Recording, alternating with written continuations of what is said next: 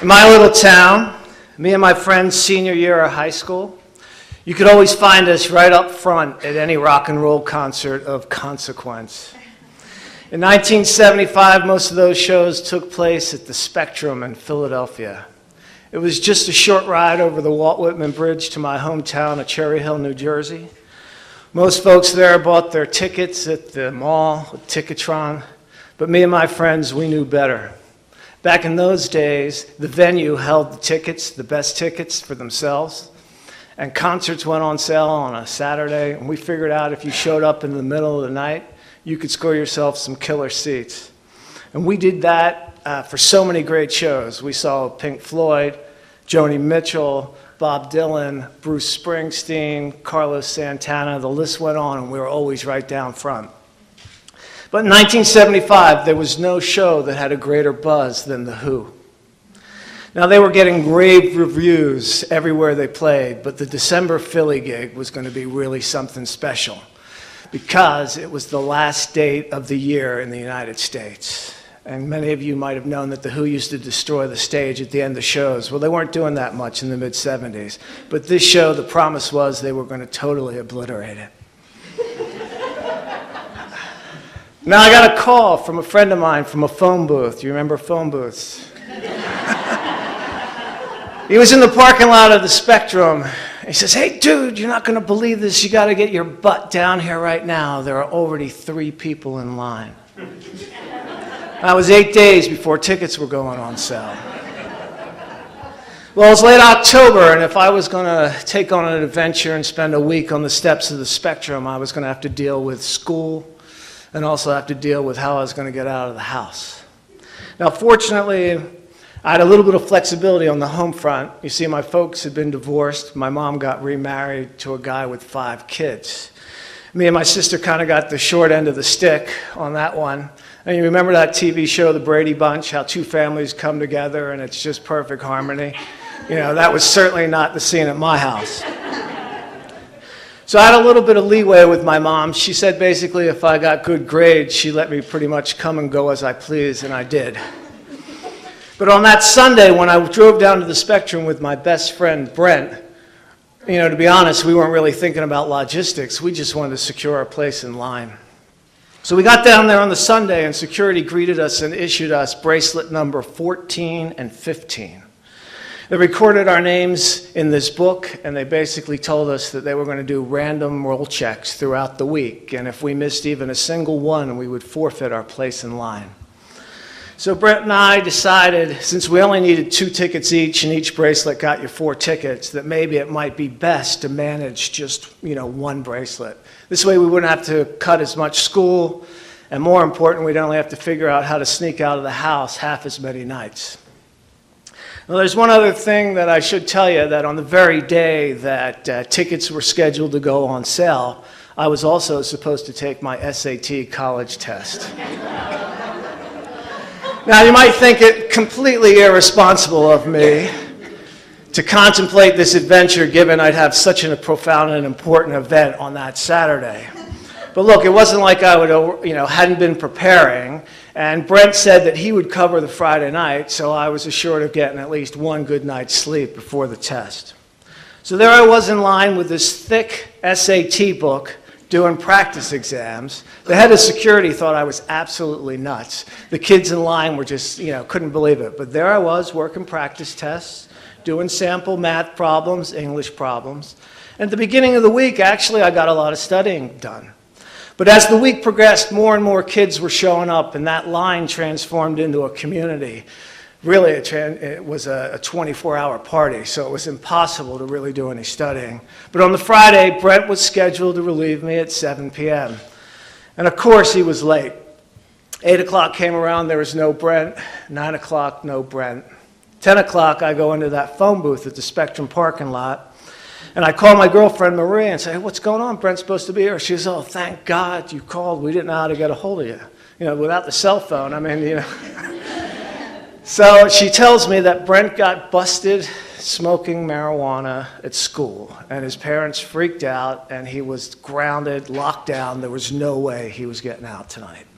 So there I was, 17 years old, 10 o'clock at night, Supposed to take the SAT in the morning, probably the most profound and most influential thing that could happen to my whole life. And all I could think about was, I got to get these Who tickets.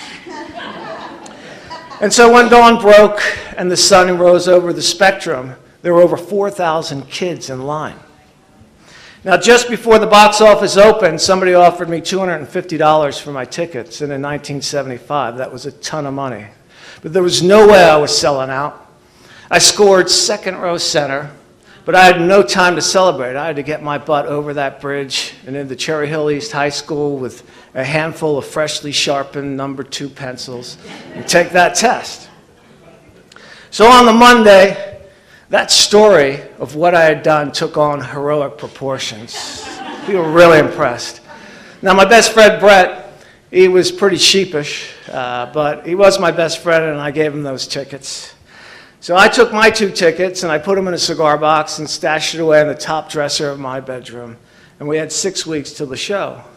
Now, a couple of weeks later, my stepsister decided she wanted to throw a party because my mom and stepdad were going away for the night.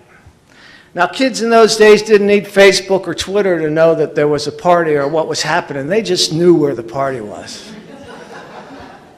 Now, of course, I was at a Frank Zappa show right down front at the Spectrum that night, so I missed the 100 or so kids that showed up at my parents' house. I also missed the cops that shortly thereafter showed up. By the time I got home, the excitement had died down.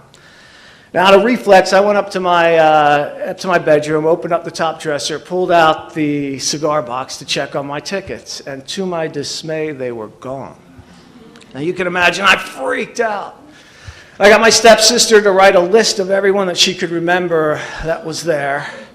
And on the Monday, me and my friends conducted an interrogation of a bunch of suspects that would have made Dick Cheney proud. Unfortunately, we had no evidence and we had no witnesses. And so there was very little I could do.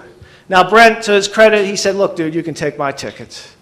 And I appreciated that, but I just didn't think that that was the way it should go down. And then he said, well, look, at least you and I should go.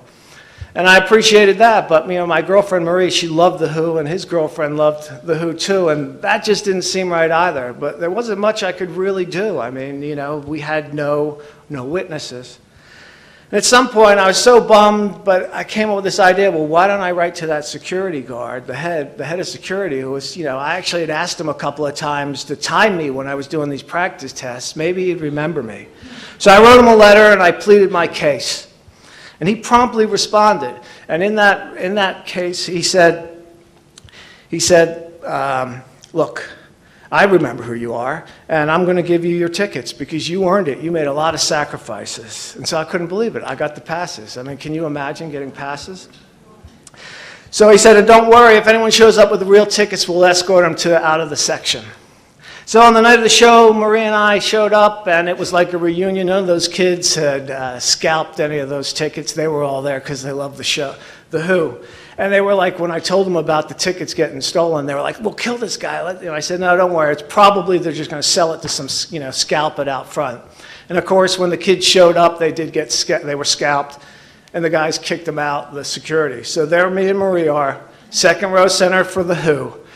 And when those first power chords, I can't explain, thundered through the Spectrum, people flooded into our section like you couldn't believe. And we had to not only stand up off of our seats, we had to stand on our seats to be above the fray. But it was okay, because we weren't just watching The Who, we were part of the show. And at some point in between a song, like the 4th or 5th song, I looked up at Daltrey, and I connected with his eyes, and I said, yeah, dude. And he looked at me and smiled.